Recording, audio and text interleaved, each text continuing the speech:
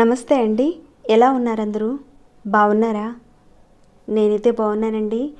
మీ అందరికీ అమ్మవారి ఆశీస్సులు ఎల్లప్పుడూ ఉండాలని కోరుకుంటూ ఈరోజు వీడియోలో శక్తివంతమైన ఒక పరిహారం గురించి తెలుసుకోబోతున్నాం. ఈ పరిహారానికి మంత్రం అవసరం లేదు, పూజ కూడా ఏదీ ఉండదు, కేవలం ప్రయోగం మాత్రమే ఉంటుంది. కానీ నమ్మకంతో చేయాలి. ఎవరైతే ధనం రావడం లేదని అనుకునే వాళ్ళు ఉన్నారో ప్రతి ఒక్కరూ చేసుకోవచ్చు. ఈ పరిహారం చేసుకోవడం వల్ల ఏంటంటే ధన రాబడి పెరుగుతుంది. ధనం పెరగడానికి చేసుకోవచ్చు. నిరంతరం డబ్బు వస్తూ ఉండడానికి చేసుకోవచ్చు. అప్పులు తీర్చలేకపోతున్నామండి, అప్పులు తీరడానికి మార్గాలు తెలియడానికి ఈ పరిహారాన్ని మీరు చేసుకోవచ్చు. ఎవరైనా చేసుకోవచ్చు, ఆడవారైనా మగవారైనా ఎవరైనా ఏ మతం వారైనా సరే చేసుకోవచ్చు. కొందరు సబ్స్క్రైబర్స్ అంటున్నారు అప్పులు తీరడానికి అలానే ధన రాబడి కోసం పూజలు చేయకుండా చేసే ఏదైనా ఒక పరిహారం ఉంటే చెప్పండి అని అడుగుతున్నారు. కాబట్టి ప్రతి ఒక్కరికి కూడా ఉపయోగపడాలనే ఒక ఉద్దేశంతో ఈ వీడియోని షేర్ చేస్తున్నాను. ఏ మతం వారైనా సరే పరిహారాన్ని చేసుకోవచ్చు. కాకపోతే ఒక నమ్మకం ఉంటే మాత్రం ఖచ్చితంగా రిజల్ట్ అని మీరు చూస్తారు. మెయిన్ ఇక్కడ మనం వాడే పదార్థాన్ని బట్టి మనకు రిజల్ట్ వస్తుంది. అప్పుల నుంచి మీరు బయటపడడానికి ఆదివారం రోజున మీరు ఎక్కడికి వెళ్ళకుండానే చక్కగా ఇంట్లోనే చేసుకునే ఒక మంచి పరిహారం ఇది. ఈజీ అయింది, పెద్ద ఖర్చు పెట్టాల్సిన అవసరం లేదు. ఆదివారం రోజున మీరు ఈ పరిహారం చేస్తే ధనం వస్తూ ఉంటుంది, ధన రాబడి పెరుగుతుంది, అప్పుల నుంచి బయటపడతారు. పూజా మంత్రం ఏది ఉండదు.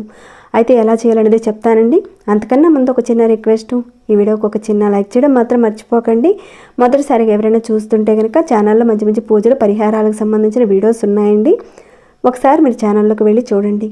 చూసి సబ్స్క్రైబ్ చేసుకునే వెంటనే గంట సింబల్ని ప్రెస్ చేసి ఆల్ అనే నోటిఫికేషన్ తప్పకుండా ఆన్లో పెట్టుకోండి. అప్పుడే ఈ ఛానల్ని చూసే ప్రతి ఒక్క నోటిఫికేషన్ మిస్ కాకుండా మీ వరకు వస్తాయి. వీడియో నచ్చితే కనుక కష్టాల్లో ఉన్న వారందరికీ కూడా ఈ వీడియోని షేర్ చేయడం మీ వంతుగా ప్రయత్నం చేయండి. ఓకేనండి, ఇక మనం పరిహారం మాటకి వెళ్దాము. ఈ పరిహారాన్ని ఎవరైనా చేసుకోవచ్చు.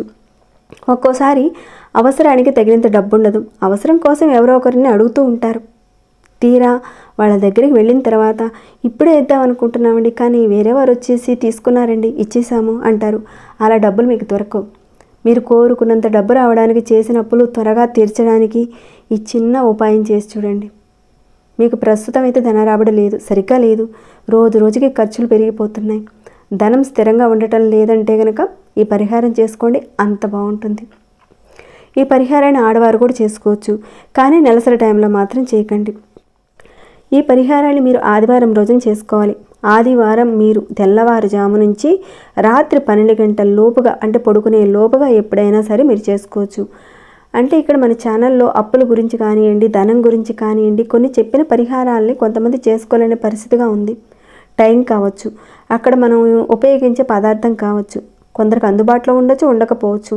ఉన్నవాళ్ళు చేసుకుంటారు, లేని వాళ్ళు చేసుకోలేరు కదా. చెప్పే పరిహారాలన్నీ కూడా మంచి పరిహారాలే, కానీ ఆ పరిహారాల్లో నుంచి కొందరు చేసుకోగలిగితే, అంటే చేసుకోగలిగిన ఉంటే చేసుకుంటారు. చాలామంది అడిగిన వాళ్ళు ఉన్నారు ఆ రకంగా. అందుకని ఈ వీడియోని షేర్ చేస్తున్నానండి. ప్రతి మతం వారు ఎవరైనా సరే చేసుకోవచ్చు. చాలా వీలు కలిగే ఒక మంచి పరిహారం. తేలిగ్గా ఉందని మాత్రం తేలిగ్గా తీసుకోకండి, నమ్మి చేయండి, మంచి రిజల్ట్ని చూస్తారు. ఈ పరిహారానికి పెద్దగా ఖర్చు పెట్టాల్సింది ఏది ఉండదు. మంత్ర జపం, పూజ ఏది కూడా ఉండదు. ఈ పరిహారానికి కావాల్సింది ఏంటంటే వేప పుల్ల, ఒక చిన్న వేప పుల్ల తెచ్చుకోండి. రేపు ఆదివారం రోజున ఉదయాన్నే మీరు వేప చెట్టు దగ్గరికి వెళ్ళి ఒకసారి నమస్కారం చేసుకుని ఒక చిన్న పుల్లని చేత్తో విరిచి తెచ్చుకోండి. కత్తితో కానీ సెజర్తో కానీ అలాంటి వాటితో మాత్రం కట్ చేయకండి వేప పుల్లని. మీరు చెట్టు దగ్గరికి వెళ్ళి అందుబాటులో ఉన్న, ఇక్కడ మీరు చూశారు కదా, ఇంత మాత్రం చిన్న పుల్లని తెచ్చుకోవచ్చు. చేతితో కాస్త విరిచి తెచ్చుకోండి. చెట్టుకున్న పుల్లను తెచ్చుకోండి. చెట్టు నుంచి రాలి పడిపోయిన పుల్లలు, విరిగిపోయిన పుల్లలు, ఎండిపోయిన పుల్లలు అలాంటివి కింద పడిపోయినవి ఉంటాయి కదండి, అట్లాంటి చెట్టు పుల్లను మాత్రం తెచ్చుకోకండి, విరిచి మాత్రమే తెచ్చుకోండి. అది కూడా మీరు ఆదివారం రోజున స్నానం చేసిన తర్వాతనే తెచ్చుకోవాలి, స్నానం చేయకుండా మాత్రం తెచ్చుకోకండి. ఎందుకంటే ఈ పరిహారం తెల్లవారుజాము నుంచి రాత్రి పడుకునే లోపు చేసుకోవచ్చు. కాబట్టి ఎప్పుడైనా సరే మీరు వెళ్ళి చక్కగా ఈ పని చేయండి. స్నానం చేసి మీరు నమస్కారం చేసుకుని చెప్పుకున్న సమస్యలు ఏవైతే ఉన్నాయో ధనానికి సంబంధించినవన్నీ కూడా చెట్టు దగ్గర చెప్పుకోండి. మళ్ళీ చెప్తున్నానండి, కత్తితో కానీ కత్తెరతో కానీ షార్ప్ కత్తితో కానీ నరక్కండి, చేత్తో విరిచి తెచ్చుకోండి, చిన్న పొలం తెచ్చుకోండి చాలు.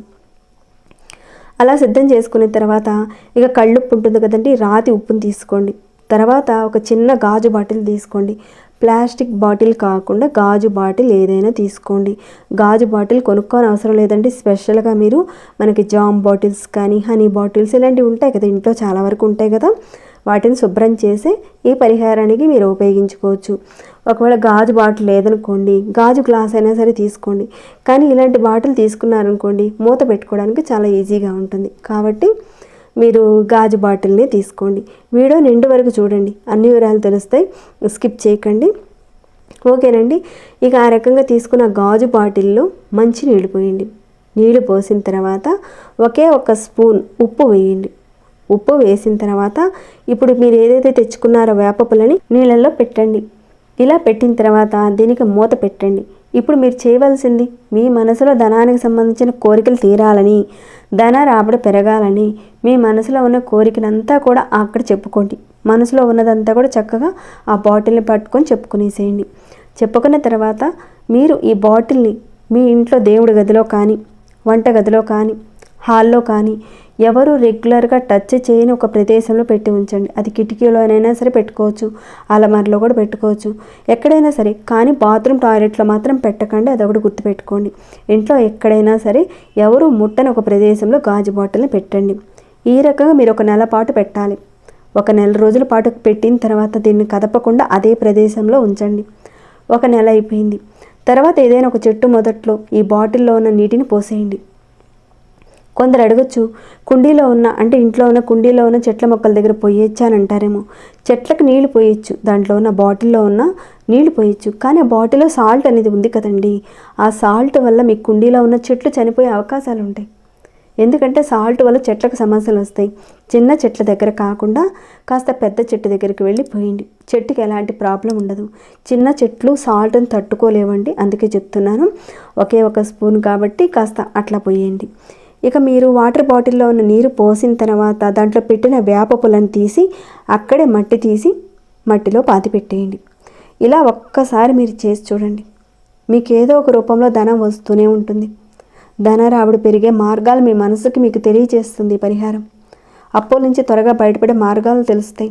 గాజు అంటే అర్థం ఏంటంటే రాహుకి సంకేతం, నీరు నారాయణుడికి సంకేతం. ఉప్పు నెగిటివ్ ఎనర్జీని తగ్గిస్తుంది, లక్ష్మి ఆకర్షణ చేస్తుంది. ఆ శక్తి దానిలో ఉంటుంది. వేప చెట్టులోనూ అదే శక్తి ఉంటుంది. వేప చెట్టుని అలానే ఉప్పుని లక్ష్మీ స్వరూపంగా చెప్తారు. ఇలా మీరు ఈ రకంగా లక్ష్మీ స్వరూపమైన వేప చెట్టు పుల్లని, అలానే ఉప్పుని, గాజును అలానే నీటిలో కలిపి ఈ రకంగా మీరు పరిహారాన్ని చేసుకోవడం వల్ల ఫలితం అంత అద్భుతంగా ఉంటుంది. స్నానం చేయకుండా వెళ్ళి లక్ష్మీ స్వరూపమైన వేప చెట్టు పుల్లను మాత్రం తెచ్చుకోకండి. ఉదయం నుంచి రాత్రి 12 గంటల లోపుగా ఈ పరిహారాన్ని చేసుకోవచ్చు. నమ్మకం పెట్టి చేయండి. కొంతమంది ఎంత మాత్రం చేస్తే రిజల్ట్ వస్తుందా అని అంటారేమో. చేసి చూడండి, చేస్తేనే కదండి ఏదైనా తెలుస్తుంది. అపనమ్మకంతో మాత్రం మొదలు పెట్టకండి. ఆ రకంగా మీరు మూత ఉన్న గాజు బాటిల్ని ఉపయోగించండి. ఎవరో ముట్టని ప్రదేశంలో పెట్టండి. ఒక్కసారి కనీసం చేయండి. మీ లైఫ్లో ఎన్ని సమస్యలు ఉన్నా, ఎలాంటి సమస్యలు జాతకంలో ఉన్నా ఈ పరిహారం చేసుకున్న తర్వాత ఎంతో కొంత మార్పునైతే చూస్తారు. ఉన్న దానికంటే కూడా కాస్త మెరుగునైతే మీరు చూస్తారు. సో ఇదండి, నమ్మకం పెట్టి విశ్వాసంతో పరిహారాన్ని చేసుకుని మంచి రిజల్ట్ని అయితే పొందండి. ఇక ఈ వీడియోని ఇంతటితో ముగిస్తున్నాను. ఏమైనా డౌట్స్ ఉంటే కనుక అడగండి, రిప్లై ఇస్తాను. మీకు ఎలా అనిపించింది అనే మాట ద్వారా కాస్త కామెంట్ రూపంలో నాకు తెలియచేయండి. సబ్స్క్రైబ్ చేయకుండా ఎవరైనా ఉంటే కనుక సబ్స్క్రైబ్ చేసుకుని ఒక చిన్న లైక్ చేయడం మాత్రం మర్చిపోకండి వెళ్ళేటప్పుడు.